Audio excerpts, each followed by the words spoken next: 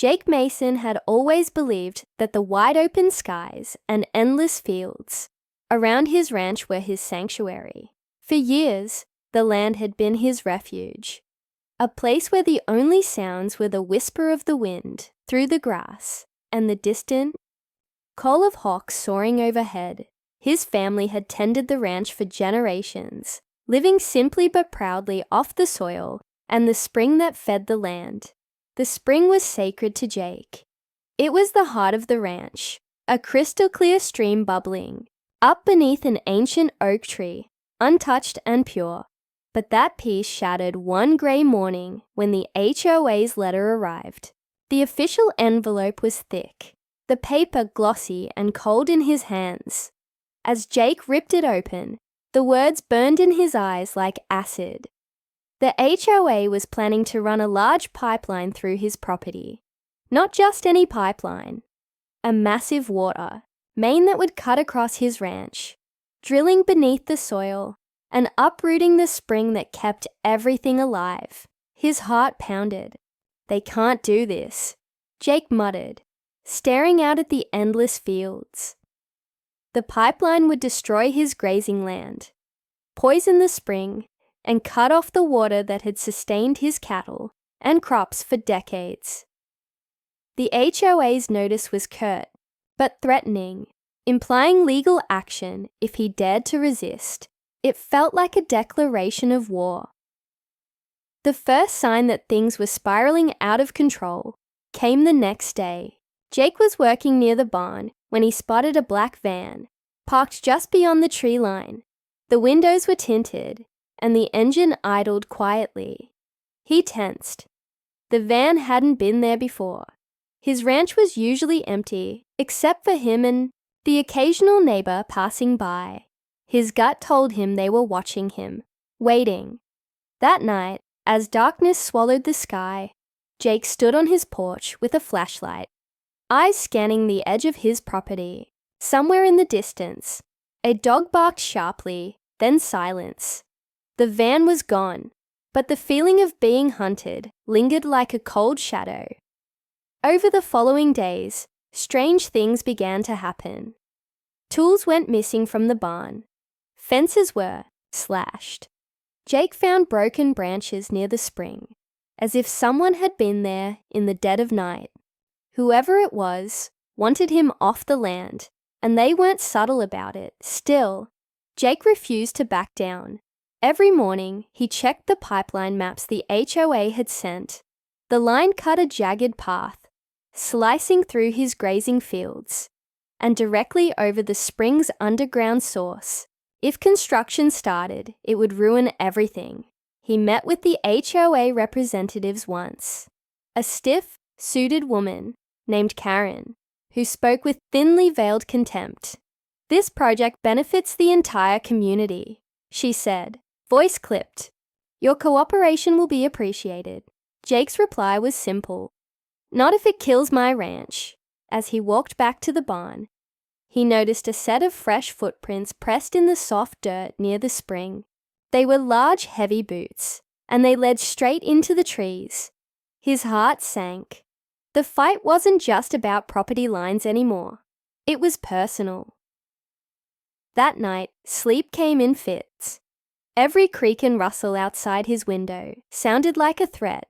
The pipeline was no longer just an inconvenience. It was a looming storm, threatening to drown everything he loved. But Jake was no stranger to storms. With clenched fists and a fierce glare, he vowed to fight the HOA, no matter what it took. The quiet ranch was gone. In its place was a battleground, and Jake Mason was ready to defend it. The morning after his restless night, Jake rose before dawn, determined to find any advantage against the encroaching threat. The pipeline was moving closer with every passing day, and the HOA's veiled threats had turned into outright warnings. If Jake wanted to keep his ranch, he needed more than stubbornness.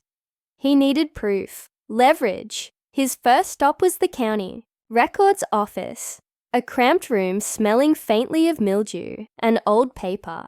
Rows of dusty files and faded maps stretched before him.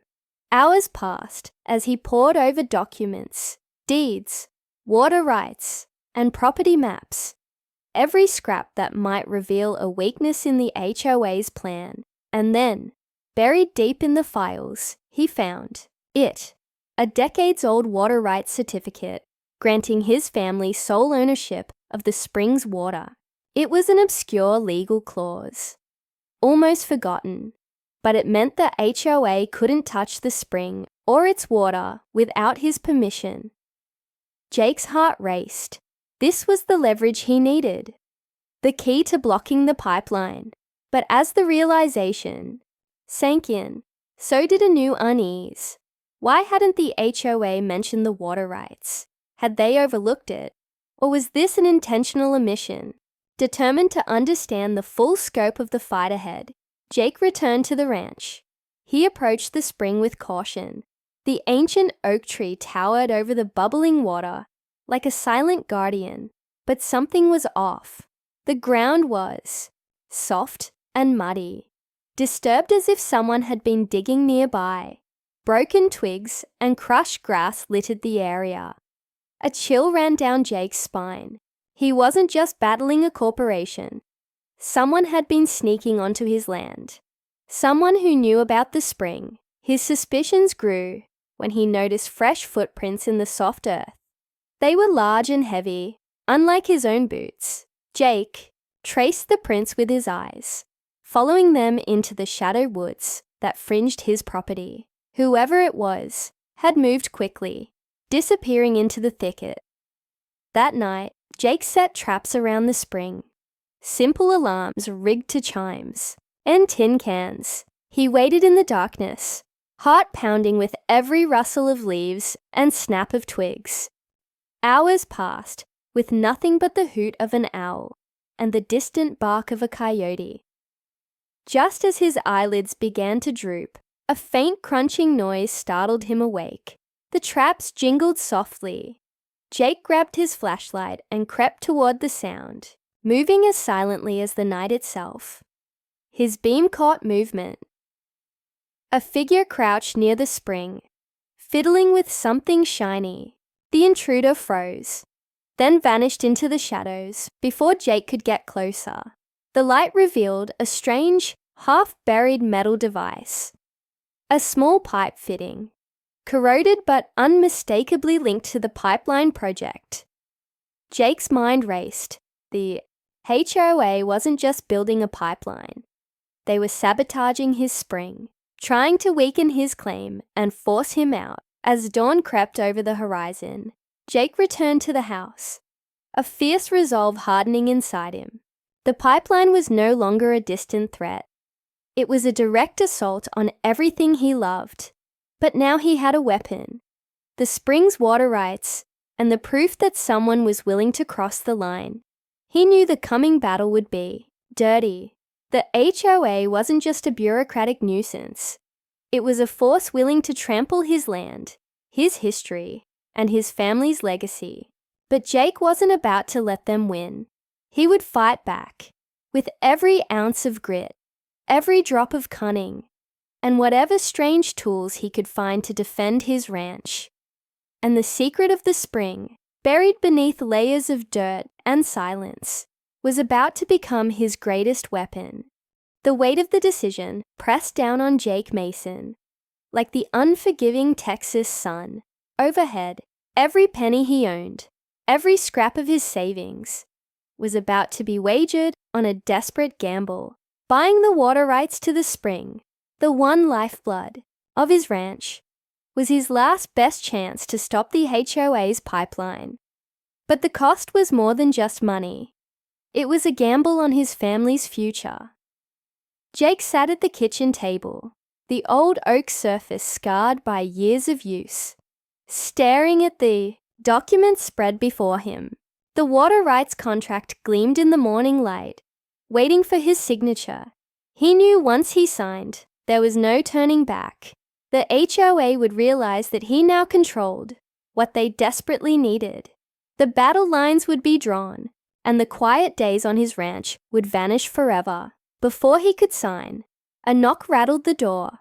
Jake opened it cautiously to find a suited man standing on his porch. A representative from the HOA, slick and cold-eyed. "Mr. Mason," the man said smoothly, "we'd like to discuss a settlement. Avoid unnecessary trouble for everyone involved." Jake's jaw tightened. "I'm not interested in deals that destroy my land." The man's smile vanished. "Consider this your final warning." As the door closed behind him, Jake felt the full weight of the looming storm. The HOA wasn't bluffing. This wasn't just bureaucracy. It was war. Over the next few days, subtle threats escalated into clear acts of sabotage. His fences, sturdy and well-maintained, were slashed in multiple places. One morning, Jake found his livestock spooked as a dead coyote pinned by a metal trap near the spring. A chilling message left in the dirt. Whoever was behind it wanted him scared, desperate enough to give in. But Jake's resolve only grew stronger. He knew the power he now held with the spring's water rights. It was more than a piece of paper. It was a shield and a sword in this fight. But wielding it required a plan more cunning than mere legal battles. The HOA's pipeline was a massive operation backed by resources and lawyers. Jake needed something unpredictable, something that would disrupt the project without destroying his land. Late at night, in the dim light of his barn, Jake began researching. He read about eco-friendly methods to block pipelines temporarily, substances that could clog pipes without harming the environment. One compound caught his attention: a thick green slime made from natural polymers that expanded and clogged water channels. It was risky, unconventional, potentially dangerous if it spread beyond his control. But Jake was out of options. He would create the slime himself, pour it into the spring source, and watch as it flowed into the pipeline's underground veins. If successful, it could stop construction cold. As Jake mixed the viscous green goo under the flickering barn light, sweat dripped down his brow. The smell was earthy and strange, and the slime shimmered in the jar like liquid jade. He had no guarantee this would work, or that it wouldn't backfire catastrophically, but failure wasn't an option. Outside, the night was silent, too silent. Jake's nerves sharpened as he recalled the recent break-ins and threats. Someone was watching. Someone wanted to break him. As he prepared to release the slime into the spring's crystal waters at dawn, a cold breeze swept through the barn, rattling the wooden beams. Jake paused, listening. The wind carried the faintest whisper of movement beyond the trees. The battle for the ranch had crossed into a new phase, and Jake was standing at the edge of a dangerous precipice. One step forward, and everything would change. The first light of dawn crept slowly over the horizon, spilling soft pink and orange hues across the sprawling fields of Jake Mason's ranch. The air was cool, tinged with the fresh scent of dew and earth. But beneath the calm lay a tension so thick, it seemed almost tangible. Jake moved silently through the grass. Clutching the jar of green slime, like a secret weapon, he made his way toward the spring, the heart of his land, and now the battleground for a fight much bigger than himself. The ancient oak that sheltered the crystal clear water stood sentinel, its gnarled branches stretching toward the sky like bony fingers. Jake knelt beside the spring, the water rippling gently around his fingers as he dipped the jar in, letting the viscous slime flow quietly into the stream. The slime was unlike anything Jake had ever seen.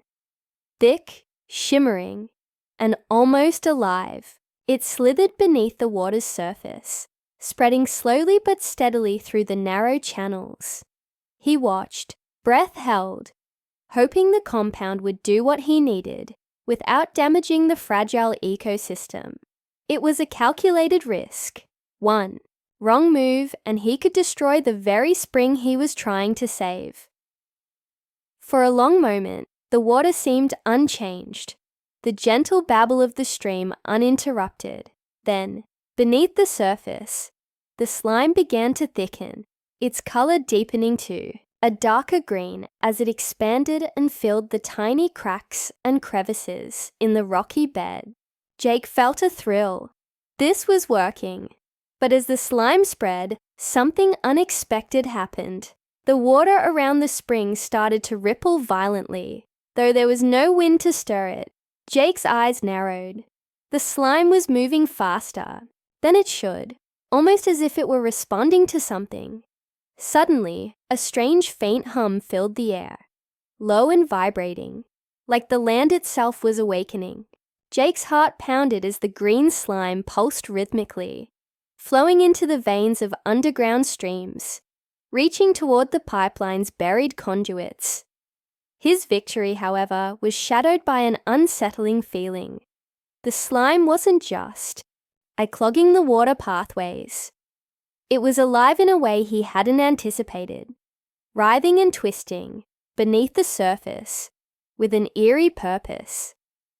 Days passed, and the effects became undeniable. The HOA's maintenance crews reported mysterious blockages inside the pipeline.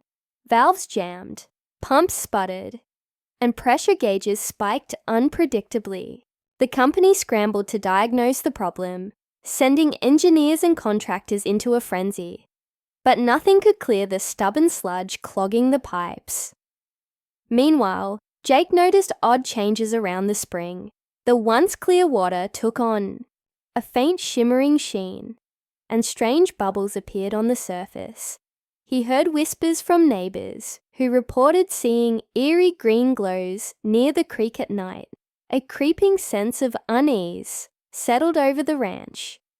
The slime was no longer just a tool. It had become a force. One night, as Jake sat by the spring's edge, the air thick with tension, he caught movement in the shadows. A figure slipped through the trees, barely visible in the moonlight. Jake froze, heart hammering, as the intruder approached the water's edge. The stranger knelt, pulling something from a bag, a small device, blinking faintly. Before Jake could react, a sharp crack split the silence. The device exploded in a burst of green smoke that mingled with the slime in the water. The intruder vanished into the darkness, leaving Jake alone with the strange aftermath. The next morning, the HOA escalated their efforts. Notices arrived, demanding Jake cease all interference with the pipeline. Threats became more direct. The local sheriff stopped by with a thinly veiled warning. "This isn't your fight alone anymore, Jake." But Jake was already committed. The slime was his weapon. Unpredictable, uncontrollable, but effective. The line between defender and saboteur blurred, and the quiet ranch had transformed into a high-stakes battlefield. As the sun set, casting long shadows over the land, Jake stood at the spring, watching the green glow pulse beneath the surface. Whatever he had unleashed was no longer just his secret. It was a living, breathing challenge to the power threatening his home, and the battle for the ranch had only just begun. The HOA's pipeline project was unraveling faster than anyone had anticipated. Jake Mason woke to the distant rumble of machinery, the familiar hum of construction crews, working just beyond his property line. But something was wrong. The rhythmic pounding of heavy equipment was punctuated by frantic shouts and the shrill blast of warning horns. The pipeline was faltering, its lifeblood clogged by the mysterious green slime Jake had released into the spring. Word spread quickly. The HOA's contractors faced repeated failures. Valves jammed inexplicably, pipes burst under pressure, and critical pumps sputtered to a halt. Frustration and confusion gripped the crews, who had no explanation for the persistent sabotage hidden beneath the earth. Jake, watching from the edge of his land, felt a bittersweet thrill. His plan was working. But the slime's strange, almost sentient behavior was unlike anything he'd imagined. Instead of a static clog, it moved and shifted through the underground streams, clogging and unclogging, almost as if testing its limits. Neighbors began whispering in hushed tones. Some called Jake a hero, standing up to the HOA's greed, while others murmured about dark magic and unnatural forces at work on his land. A few late-night visitors left threatening notes taped to his barn door, warning him to stop meddling or face consequences. One morning, Jake found the fence bordering the pipeline's route slashed again. This time, the damage was worse. A gaping hole large enough for a vehicle to pass through. It was a clear message, but from whom? The HOA's hired enforcers, or someone else entirely. Jake's nights grew restless. He doubled the traps and alarms around the spring, but the intruders became more cunning. One night, a black SUV was spotted, lurking just outside the ranch boundary. Jake caught a fleeting glimpse of shadowy figures, moving with purpose. The war had moved beyond legal battles into something darker. A covert fight for control of the land. The local sheriff stopped by unexpectedly, his expression grim but measured. Jake, I'm here to remind you.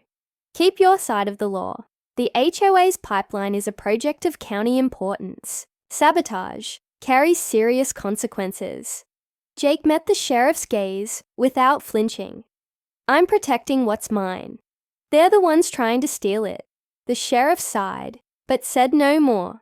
Jake knew the law was a tangled web, and the HOA had plenty of money to twist it in their favor. Back at the spring, Jake noticed something even more unsettling. The slime seemed to respond to sound, pulsing and writhing whenever machinery roared nearby. It was as if the substance was alive, sensing threats and adapting. He tested it by tapping a rock into the water. The slime recoiled, then expanded, blocking narrow channels faster than before. Jake's mind raced. What had he really unleashed? The slime was no mere chemical clog. It was a strange, living thing, a force of nature, fighting back against the pipeline's destruction. But the power came with risks.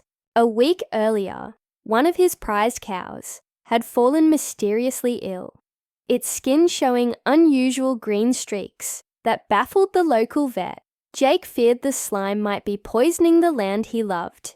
Even as it defended it, torn between victory and fear, Jake wrestled with the consequences of his gamble. The HOA pipeline was stalled, but at what cost? He was no longer just a rancher. He was a guardian of something strange and unpredictable, a secret power that might consume him if he wasn't careful. As the sun dipped below the horizon, casting long shadows over the broken fence and the silent spring, Jake felt the cold weight of what lay ahead.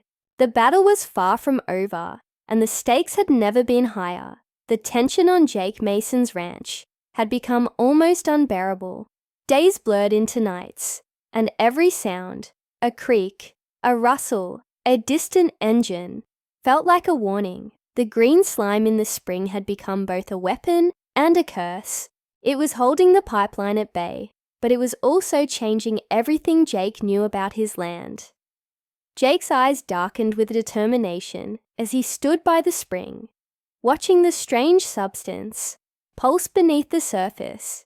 He was convinced now that the slime wasn't just a passive clog. It was alive, almost intelligent, fighting back against the pipeline's intrusion, like a living guardian of the earth. But the HOA wasn't about to back down. That morning, Jake awoke to the sound of helicopters overhead. The heavy thrum of rotors echoed across the valley, and his heart sank. Within hours, the ranch was swarming with officials, surveyors, and workers, their faces grim and their intentions clear. The HOA had brought in reinforcements, and they were ready to fight dirty. Jake met with Karen, the HOA's lead negotiator, whose icy smile masked the ruthless strategy beneath. "Mr. Mason," she said, voice dripping with false sympathy, "we're prepared to take all necessary measures to complete the pipeline. Your interference is illegal and dangerous." Jake stood his ground. "This spring is my land and my legacy. You'll have to go through me." The standoff escalated quickly. Bulldozers rolled in, cutting through the underbrush, as crews laid new pipe segments farther from the spring, trying to circumvent the natural barrier. But the slime, it seemed, followed the pipeline like a shadow, spreading through underground, water channels, and sabotaging every new installation. Then, in the dead of night, Jake's worst fears came true. The fence around his ranch was set ablaze, flames licking hungrily at the wooden posts as smoke billowed into the starry sky. Jake awoke to the smell of smoke and chaos, sprinting outside just in time to see the fire brigade arriving. Neighbors gathered, whispering anxiously about arson and intimidation. Jake knew who was responsible. The HOA was escalating their tactics, no longer content with legal threats and sabotage. They had crossed into open hostility. As the weeks wore on, Jake found himself isolated. The HOA's PR machine spun stories of a troublesome landowner, threatening community progress. His neighbors grew wary, and some even turned their backs, afraid to get involved. But Jake refused to surrender. He poured his energy into maintaining the ranch and protecting the spring, watching the slime's strange behavior with a scientist's curiosity. One night, while testing the slime's reaction to light and sound, he noticed something incredible. The substance appeared to communicate through rhythmic pulses, almost like a code. Inspired, Jake began recording the patterns, trying to decipher what the slime was telling him. Could this living barrier be more than just a defense? Could it be a key to something greater beneath the earth? Then came the message that chilled him to the bone. One morning, as Jake checked the spring, he found a fresh pile of bones. Animal remains picked clean and arranged in a crude pattern near the water's edge. Among the bones lay a small hand-carved wooden figurine, a serpent coiled around a tree, its eyes made of glinting green stones. The symbol was ancient, a warning etched in time. Jake realized the fight for his ranch was no longer just about pipes and water rights. It was about something far older, a secret buried deep beneath the soil, protected by the slime, and now awakened by the conflict. The HOA's greed had unearthed more than just land disputes. They had disturbed a force that refused to be ignored. As the sun set behind the distant hills, Jake stared into the glowing green spring, the weight of the coming battle heavier than ever. The nights grew colder, and the air hung thick with tension on Jake Mason's ranch.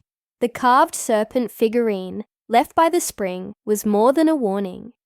It was a message from something ancient, something watching from the shadows. Jake felt its weight every time he approached the glowing waters, as if the land itself was alive and aware of the conflict tearing it apart. He had tried to decipher the rhythmic pulses of the slime, recording its strange glow patterns and vibrations. Alone in his workshop, lit by a flickering oil lamp, Jake pieced together the pulses, comparing them to old indigenous symbols he'd researched. Slowly, a startling realization dawned. The slime was not just a defensive barrier. It was communicating, responding to his presence and his will. One evening, as Jake sat beside the spring, he whispered into the night, hoping against hope that the ancient force could understand. The slime shimmered, pulses quickening, as if acknowledging his words. Suddenly, a rustling noise broke the silence. Jake spun around, heart pounding. Emerging from the dark tree line was a figure cloaked in shadows, an old woman with piercing eyes and a knowing smile. She moved with surprising grace, despite her age, and carried a satchel filled with herbs and strange talismans. "I've been watching you, Jake Mason," she said quietly. "You're not the first to fight for this land, but you might be the last." Jake stared, unsure whether to trust her. "Who are you?" "My name is Maribel," she replied. "I'm the keeper of the old ways, the guardian of the spring's secret." Maribel explained that the green slime was a living remnant of the Earth's ancient magic, a protective force summoned long ago by her ancestors to guard the sacred water source. The slime responded to the land's harmony and the respect shown by those who lived in tune with nature. The HOA's pipeline was a violent intrusion, awakening the slime's primal defense. "You've angered the land and the spirits within," Maribel said, "but you've also earned its trust by standing your ground." Jake listened intently as Maribel shared stories of past battles, of ranchers and tribes who had protected the spring from outside forces. She taught Jake how to work with the slime, how to send it pulses of calm energy, and command it to protect without destroying. With Maribel's guidance, Jake learned to harness the slime's power more precisely. It was no longer just a chaotic clog in the pipeline. It was an unseen ally, ready to adapt and respond. But the HOA was growing more desperate. Surveillance drones hovered over the ranch, monitoring Jake's every move. Armed guards patrolled the nearby woods, and legal pressure mounted. The sheriff's visits grew more frequent, each time more pointed. One night, as Jake and Maribel worked near the spring, the glowing slime pulsed wildly. A warning. In the distance, Jake spotted headlights cutting through the dark, closing fast. The HOA was coming, but this time, Jake was ready. The slime spread quickly through the water, glowing brighter and thicker, forming a shimmering barrier beneath the surface.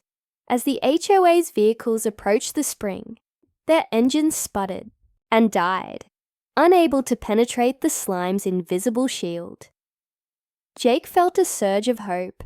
With Maribel's help, he was no longer alone. The battle for the ranch was far from over. But now, armed with knowledge and a living ally beneath the earth, Jake was ready to face whatever the HOA threw at him. And deep within the slime, an ancient force pulsed, watching, waiting, and fighting beside him. The air was thick with anticipation as the sun dipped low behind the rolling hills of Jake Mason's ranch. The battle for the spring and the very soul of his land had reached a boiling point. The HOA's forces were massing on the perimeter, their vehicles lined up like a hostile army preparing to break through. Jake stood by the spring, the glowing green slime pulsing beneath the surface, a living shield waiting for his command. Beside him, Maribel's steady presence grounded him. She had taught him the ancient secrets of the slime, how to communicate with it, and now they were ready for the final stand.